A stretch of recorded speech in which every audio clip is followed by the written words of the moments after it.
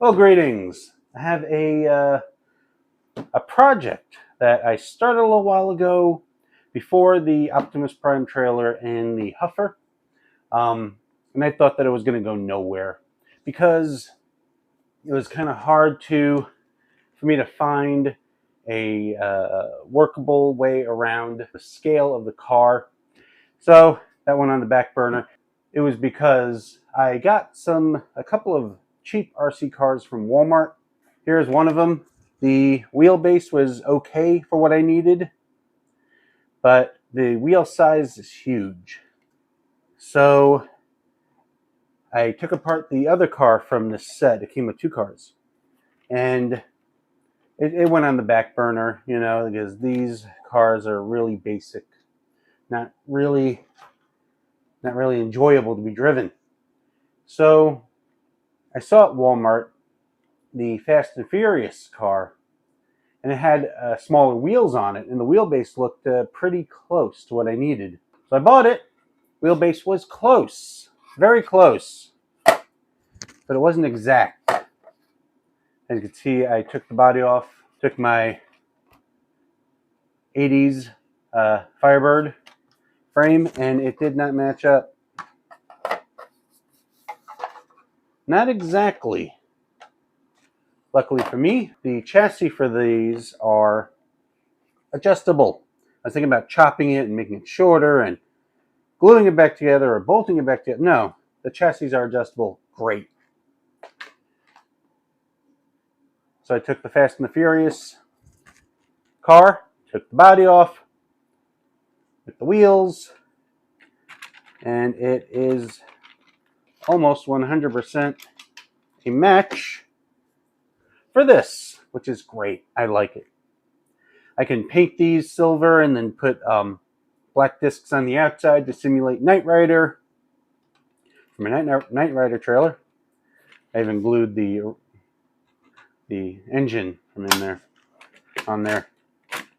But then the problem that I have is that once I get it mounted here and I bolt it, I figure out how to bolt it, the motor is incredibly weak because it's made for a plastic body to be driven around, and this is metal. The metal body probably weighs more than everything here together.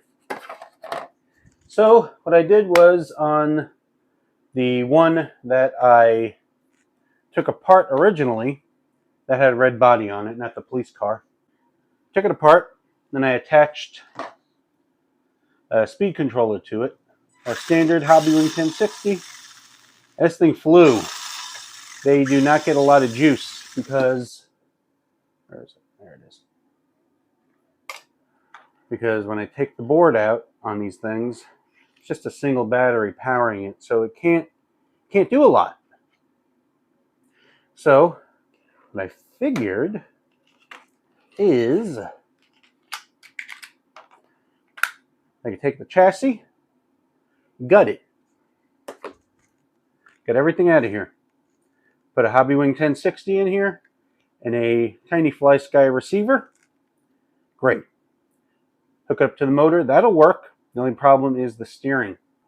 The steering is just a motor with gears, and when you run it, it continuously runs while it's right or left, and it's full lock left or right.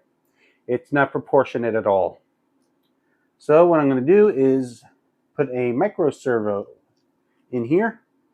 I could probably gut that. I measured it.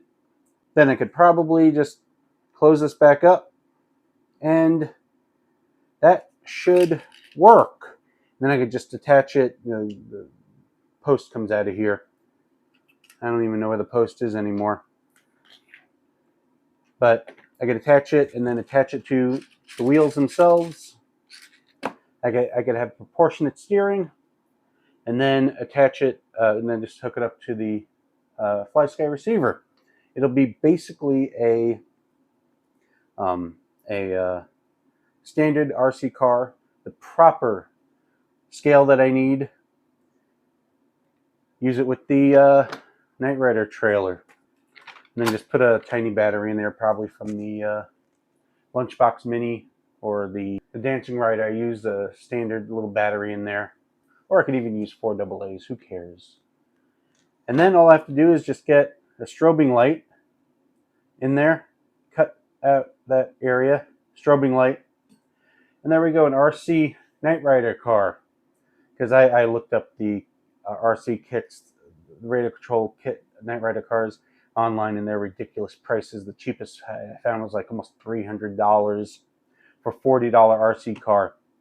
That'd have been perfect. That's what a lot of people use on the Tamiya trailers, but they're unavailable. And the ones that are available are stupid prices. And I was thinking about using the wheels that came with the body, the body, but they're hard plastic. They will not work well with it. So all I have to do now is paint this tan, figure a way if I can mount it. If not, no huge deal. At least I can mount possibly that. And then there you go, done and done. I can keep that in the trailer until everything is working, because as of right now, with the motor, gearbox and all that, with the metal body on it, barely moves. But once I hook everything up, perfect. So another project on my plate. I'm gonna get back with you hopefully soon when this is done. Thanks for watching.